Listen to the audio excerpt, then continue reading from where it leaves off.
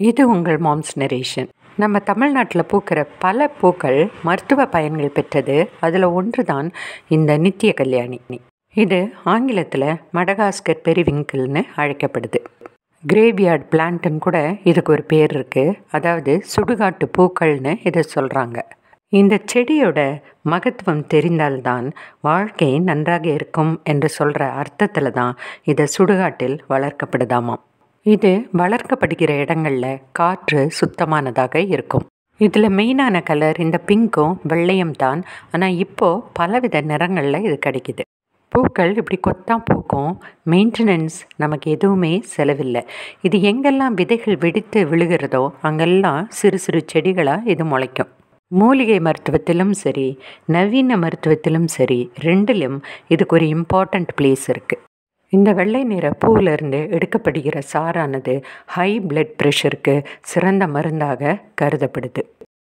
பெண்களோட மாதாந்திர பிரச்சனைகளை சரி செய்கிறதுக்கு இந்த பூக்கள் முதலிடம் பெறுது.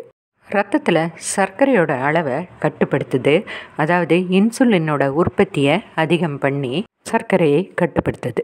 இந்த இலைகளை நல்ல வெயிலில் காய வச்சு பொடியாக பண்ணி தண்ணீரில் கொதிக்க வைத்து சில மணி நேரம் கழித்து குடித்தோம்னா சர்க்கரை கட்டுப்பாடு நன்றாக வரும். பூக்களை கூட தண்ணியில் போட்டு நல்லா கொதிக்க வைத்து அதை குடிக்கணும்.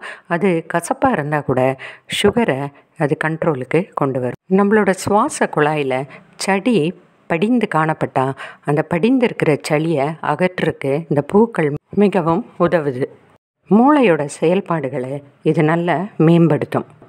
இந்த இலைகளோட மஞ்சளை சேர்த்து அரைத்து காயம் பட்டிருக்க இடத்துல நம்ம தடவி வந்தால் காயங்கள் சீக்கிரமாக குணமாகும். இந்த நித்திய கல்யாணியோட கொஞ்சம் வேப்பிலை, கொஞ்சம் மஞ்சத்தூள் போட்டு நல்லா அரைத்து அந்த பேஸ்ட்டை முகத்தில் தடவி கொஞ்சம் நேரம் வைத்து விட்டு குளிர்ந்த நீரில் கழுவினோம்னா முகத்தில் இருக்கிற ஸ்கின் டிசீசஸ் எல்லாம் மாறும். இந்த பூக்கள் புற்றுநோயை கட்டுப்படுத்தும் சில பொருட்கள் இருக்கிற ஒரு சக்தி வாய்ந்த பூ. கேன்சர் கட்டிகள் கூட இதோட ட்ரீட்மெண்ட்டில் அளவுகள் குறையும். விசேஷமாக மார்பக புற்றுநோய்க்கு இது ஒரு நல்ல மருந்தாக எண்ணப்படுது. இது சயின்டிஃபிக்காக ப்ரூவ் பண்ணப்பட்டுள்ளது. சம்டைம்ஸ் நம்ம உடம்பு ரொம்ப டல்லாக இருந்தால் ஒரு 5 பூக்களை 1/2 லிட்டர் தண்ணியில் ஊற்றி அதை பாதியாக சுண்டுற அளவுக்கு காய்ச்சி அதை குடித்தோம்னா உடல் நன்றாக சுறுசுறுப்படையும். இந்த பூக்களை உங்கள் தோட்டத்திலோ மாடி தோட்டத்திலையோ பால்கனி தோட்டத்திலையோ வளர்க்கலாம். அப்படி வளர்க்கும்போது பட்டர்ஃப்ளைஸ் இந்த பூக்களை தேடி அடிக்கடி வரும். எங்களோட மாடி தோட்டத்தில் இந்த பூக்களுக்காகவே பட்டர்ஃப்ளைஸ் அடிக்கடி வந்து போய் கொண்டிருக்கும்.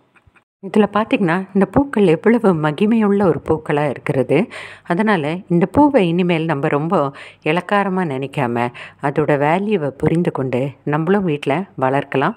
நம்ம தேவைப்படும் போது இதை நம்ம பயன்படுத்தியும் கொள்ளலாம். உங்களுக்கு இந்த வீடியோ பயனுள்ளதாக இருந்தால் நீங்களும் உங்கள் வீட்டில் வளர்த்து பாருங்கள்.